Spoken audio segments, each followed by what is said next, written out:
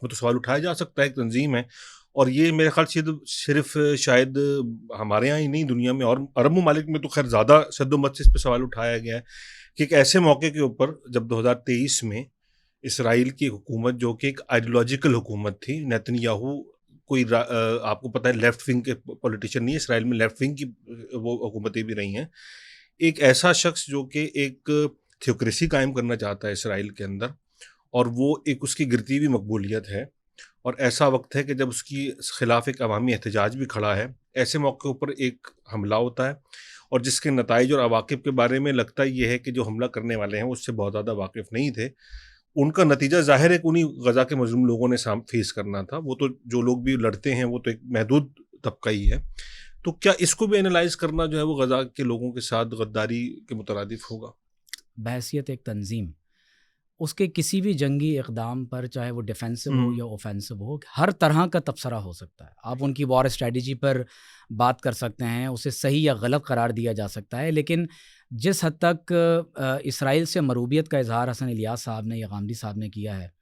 اور اس کی لپیٹ میں پاکستان کو بھی انہوں نے ساتھ لیا، یعنی ان کی اگر نظریے کے مطابق اگر میں سمجھوں تو مجھے تو یہ بات سمجھ آ رہی ہے کہ کل اگر بھارت پاکستان پر حملہ کر دے تو گویا کہ وہ پاک فوج کو یہ مشورہ دے رہے ہیں کہ جناب آپ کے پاس تو 17 دن سے زیادہ لڑنے کا ایندھن نہیں ہے، تو آپ پاکستان بھی ان کے حوالے کر دیں. اور غامدی صاحب نے تو آگے بڑھ کر نعوذ باللہ مدینہ طیبہ کے بارے میں بھی یہی بات کہہ دی ہے. تو پہلی بات یہ ہے کہ رانا صاحب یقینی طور پر جب کہیں کوئی بھی مسلح جد و جہاد ہوتی ہے تو اس میں ضرور یہ بات کی جا سکتی ہے کہ آپ ان کی وار ٹیکٹکس پر آپ بات کر سکتے ہیں، لیکن کیا حسن الیاس صاحب کو یہ زیب نہیں دیتا تھا کہ انٹرنیشنل کورٹ آف جسٹس جب اسرائیل کے جنگی اقدامات کو جرم قرار دے رہے ہیں، نیتن یاہو کے وارنٹ گرفتاری جاری ہو جاتے ہیں، یہاں تک کہ انٹرنیشنل ہیومینیٹیرین لاء کی روشنی میں دنیا کے تمام ممالک چیخ چیخ کر کہہ رہے ہیں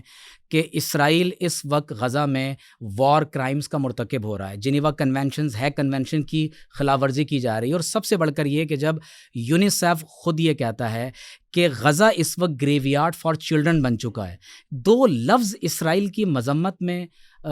حسن الیاس صاحب یا غامدی صاحب نہیں کہہ سکتے تھے. تو میں جس تناظر میں ان کی مذمت کر رہا ہوں اس کا پرسپیکٹیو یہ، لیکن میں چاہوں گا کہ جس تناظر میں آپ نے اور نجم صاحب نے بات کی ہے، میں چاہتا ہوں کہ اب اس پر ہم بات ضرور کریں تاکہ ایک ہسٹوریکل پرسپیکٹیو میں ہمارے یہ بات سمجھ میں آئے کہ یہ قضیہ اصل میں کیا ہے. اور ہم چاہتے بھی ہیں کہ شخصیات سے اٹھ کر ہم ایک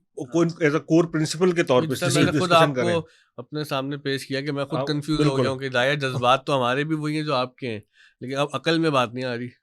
دیکھیے میں اس میں 2-3 چیزیں واضح کرنا چاہتا ہوں. نمبر 1 یہ کہ یہ محض ایک قضیہ سیاسیہ نہیں ہے، یہ قضیہ اسلامیہ ہے. اس پورے پرابلم کو یہودی اپنے جوئش ایسکیٹالوجی کے پرسپیکٹیو میں دیکھتے ہیں. جوئش ایسکیٹالوجی کا مطلب ہے یہودی علم آخر الزمان. جس طرح مسلمانوں کے ہاں علامات قیامت کا پورا ایک علم ہے جس کو ہم اسلامک ایسکیٹالوجی کہتے ہیں،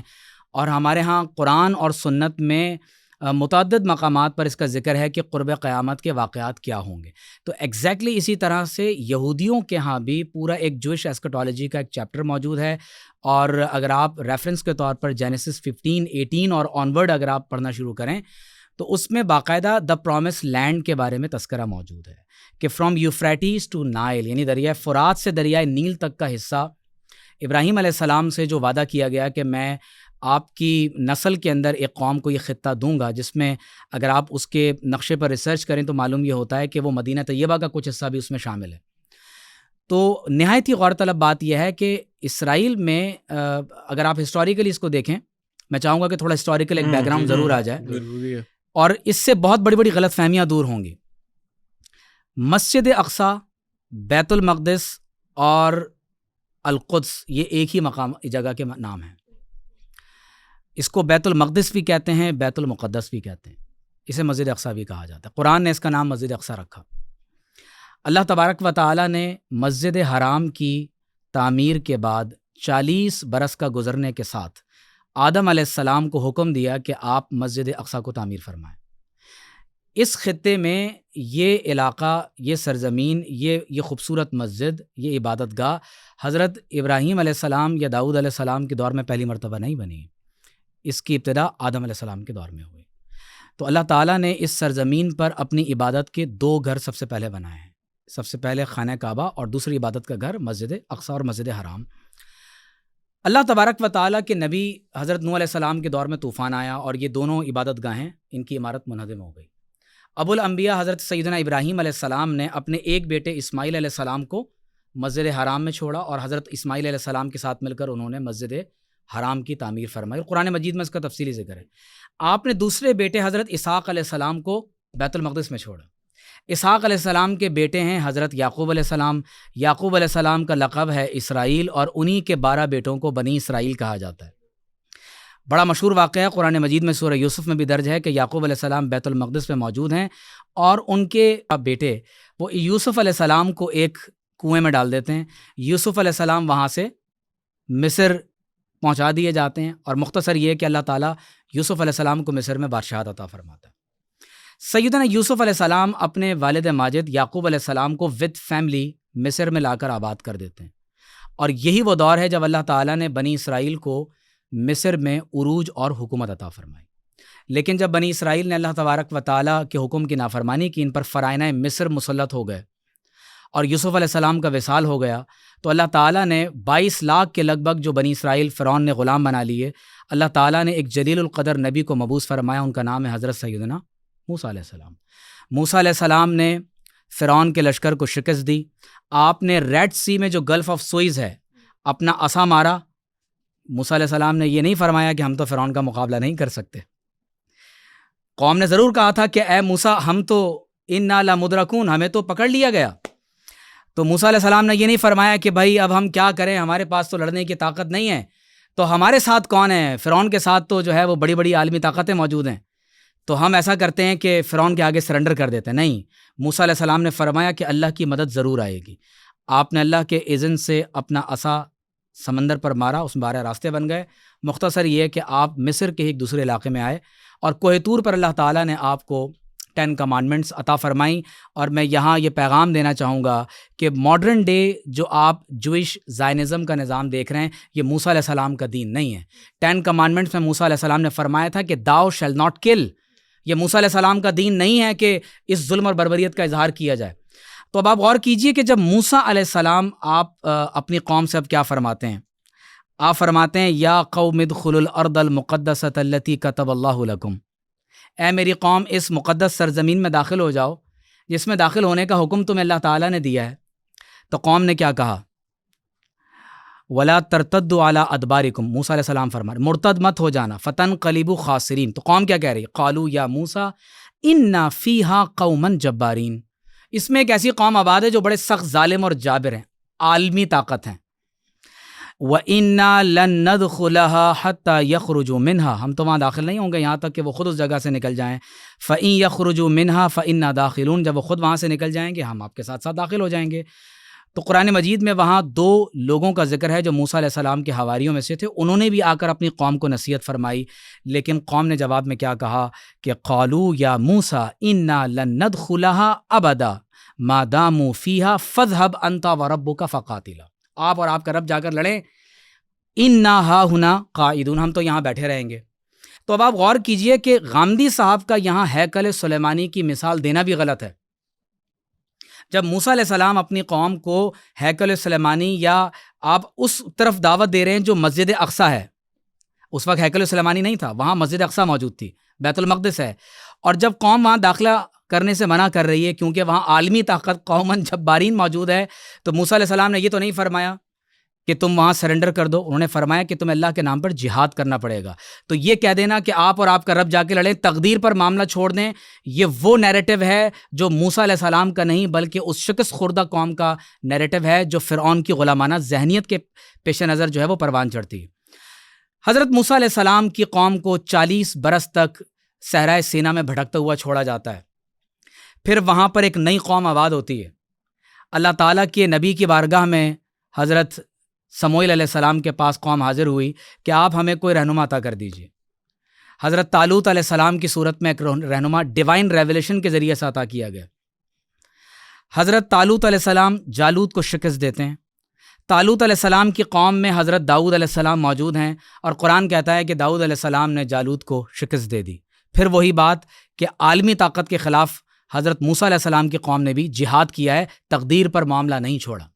آپ آگے بڑھیے کہ جب حضرت طالوت علیہ السلام کا وصال ہو گیا تو داؤد علیہ السلام حکمران بنے، اور داؤد علیہ السلام نے اس مسجد داؤد کو، مسجد سلیمان کو، اور وہی مسجد جس کو ہم بیت المقدس کہتے ہیں، مسجد اقصیٰ کہتے ہیں، اس کو ری بلڈ کیا ہے۔ تو اس غلط فہمی کو پہلے ہم دور کر لیں کہ اس مقام پر پہلی مرتبہ یہ عبادت گاہ داؤد و سلیمان علیہ السلام نے نہیں بنائی، یہ وہی مسجد ہے جو مسجد اقصیٰ ہے، بیت المقدس ہے، اور یہ اللہ کی عبادت کا گھر ہے۔ داؤد علیہ السلام نے تکمیل شروع کی، سلیمان علیہ السلام کے دور میں یہ مسجد مکمل ہوئی، سلیمان علیہ السلام کے بعد اس مسجد کو بخت نصر نے تاخت و تاراج کر دیا۔ دوسری مرتبہ یہ ٹیمپل یا مسجد یا بیت المقدس حضرت مسیح علیہ السلام کے رفع الی السماء کے بعد، اگرچہ یہاں الیگزینڈر دا گریٹ نے بھی حملہ کیا، لیکن دوسری مرتبہ جب یروشلم تاخت و تاراج ہوا ہے تو یہ وہ دور ہے جب مسیح علیہ السلام کے رفع الی السماء کے بعد ٹائٹس نامی ایک بادشاہ نے تقریباً 70 عیسوی میں بیت المقدس کو دوبارہ نعوذ باللہ من ذالک اس نے جلا کر خاکستر کر دیا۔ اب یہ وہ دور ہے کہ جب اللہ کے نبی مسیح علیہ السلام تشریف لائے، یہودیوں نے ان کو بھی مسلوب کرنے کی کوشش کی اور اللہ تعالیٰ نے انہیں زندہ آسمانوں کی طرف اٹھا لیا۔ اب یہ زمانہ شروع ہوتا ہے کہ 550 برس کے بعد اللہ تبارک و تعالیٰ اب اپنے آخری نبی محمد الرسول اللہ صلی اللہ علیہ وآلہ وسلم کو مبعوث فرماتے ہیں، اور نبی کریم صلی اللہ علیہ وسلم جب مسجد حرام سے، یہ بہت غور طلب بات میں آپ سے کہنے جا رہا ہوں، شب معراج میں یثرب کی طرف ہجرت سے پہلے اب آپ صلی اللہ علیہ وسلم کو شب اسراء اور معراج میں اللہ تعالیٰ مسجد حرام سے مسجد اقصیٰ تک لے جا رہا ہے۔ اس کا بہت خوبصورت ریلیونس ہے۔ وہ قوم جو اب براہ راست مخاطب بننے جا رہی ہے وہ بنی اسرائیل ہیں، اور آپ صلی اللہ علیہ وسلم کو اللہ تعالیٰ اپنا دیدار کروا رہا ہے۔ اور قرآن کی آیت کیا ہے؟ سورت ہے بنی اسرائیل، پہلی آیت کیا ہے؟ سبحان الذی اسریٰ بعبدہ لیلا من المسجد الحرام الی المسجد الاقصی الذی بارکنا حولہ لنریہ من آیاتنا انہ هو السمیع البصیر۔ اور آپ اگلی آیت پڑھ کے دیکھ لیں، اللہ نے فوراً موسیٰ علیہ السلام کا ذکر کیا ہے۔ تو گویا کہ آپ صلی اللہ علیہ وسلم مدینہ طیبہ کی طرف ہجرت فرمانے جا رہے ہیں، اس سے پہلے شب اسراء میں تمام انبیاء کی امامت فرما رہے ہیں، مسجد اقصیٰ میں وہ امامت ہو رہی ہے، اور آپ صلی اللہ علیہ وسلم سورہ بنی اسرائیل میں یہ آیات پڑھ کر بنی اسرائیل کو بتا رہے ہیں۔ اور اب بہت قابل توجہ بات ہے کہ جب آپ بنی اسرائیل کی وہ آیات پڑھ کر دیکھتے ہیں تو معلوم ہوتا ہے کہ اللہ نے قیامت تک آنے والے واقعات کو بیان کر دیا کہ قرب قیامت میں کیا ہونے جا رہا ہے۔ مسجد اقصیٰ اور مسجد حرام یہ دونوں ریسزم کی بنیاد پر وجود میں آنے والی عبادت گاہیں نہیں ہیں کہ ایک حصہ بنو اسماعیل کے لیے اور ایک حصہ بنی اسرائیل کے لیے ہے۔ یہ دونوں اللہ کی عبادت کے مراکز ہیں، اور یہاں اللہ کی عبادت اس طرح ہوگی جس طرح اللہ کے انبیاء کا طریقہ ہے، جو ابراہیم و داؤد و سلیمان علیہ السلام کا طریقہ ہے۔